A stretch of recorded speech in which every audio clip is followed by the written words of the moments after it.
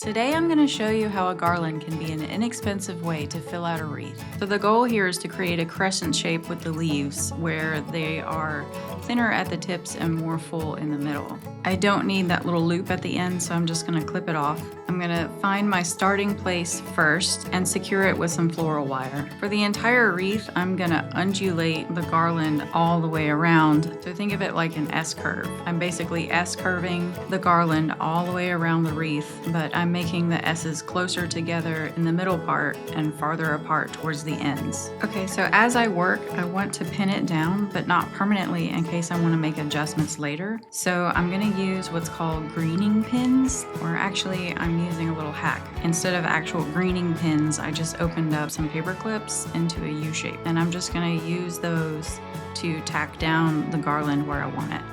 That way, if I didn't get it thick enough in one part or it's just not quite covering the way I want it to, I can redo it. I'm also trying to make sure that the garland is going all the way edge to edge on the wreath, so not just on the top, but all the way around on the sides of it as well. And here I'm finding my end point. Remember, I'd want it to look like it's thicker in the middle and thinning out towards the ends. So I actually have a little bit too much garland and I'm just gonna clip off the end. I'm gonna poke the end into the wreath and then I'm going to cut some floral wire. Now I'm gonna go back and find all those paper clips that I used to tack it down and secure it with actual wire. You can wrap the wire completely around the wreath, or you can make sure that the wire is going over the vine and then through the wreath. I found that to be a little bit difficult, so I just went around the wreath. I think that the leaves and the flowers are gonna cover up the wire just fine. So I went ahead and cut up this pretty yellow filler bush, but realized I was a little bit premature because it would be better to add the sign first. We always want to put our biggest elements down first, and then plus the sign, I want it positioned so that some of the leaves and flowers drape over the edges. So definitely want to get that guy down first. Now that I know exactly where I want my sign to be, I know where to put my zip tie mounts. I'm just going to flip it over, put on some zip tie mounts, and add my chenille stems.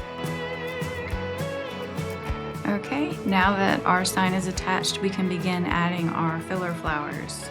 I'm taking each of these and giving them a little bit of a bend. I want the bend to follow the curvature of the wreath so that all of the flowers are kind of arching towards the right side of the sign.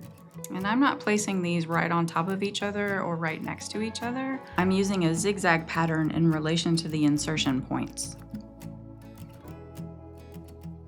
And now for our butterflies, our Monarch butterflies. I'm doing the same thing as with the yellow flowers. I'm curving the stem to follow the curvature of the wreath. This is going to help give the effect of the butterflies flying up and around the sign. I inserted the end of the stem into the wreath, but I'm also using floral wire. I'm securing the stem to the wreath between the top two butterflies. I love this stem so much, it just looks really organic and flows really naturally, and it's so pretty. Okay, so now I'm gonna add just a few more. I only want 3 for the right side, so I'm gonna cut off that last big butterfly on the bottom. And again, I'm gonna arch it so that it follows the line of the wreath. Insert the end of the stem into the wreath, and then use just a little bit of floral wire to secure the stem at a higher point. I'm going a bit rogue here. Normally you would use these clusters of flowers on their wire stem, but I just wanted little dots of white for this, so I'm taking the flowers off of their wired stem and inserting them into the wreath.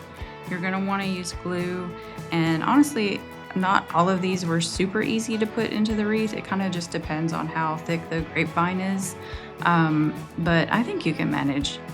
Here's the finished look. You can use this technique to fill out just about any wreath or swag, and it works across the seasons. Here's another example where I used a ruscus garland for a romantic garden look on this lattice window frame. But just imagine using pine garland on a swag for Christmas. Let me know what you think in the comments and if you've tried this technique before. See you soon!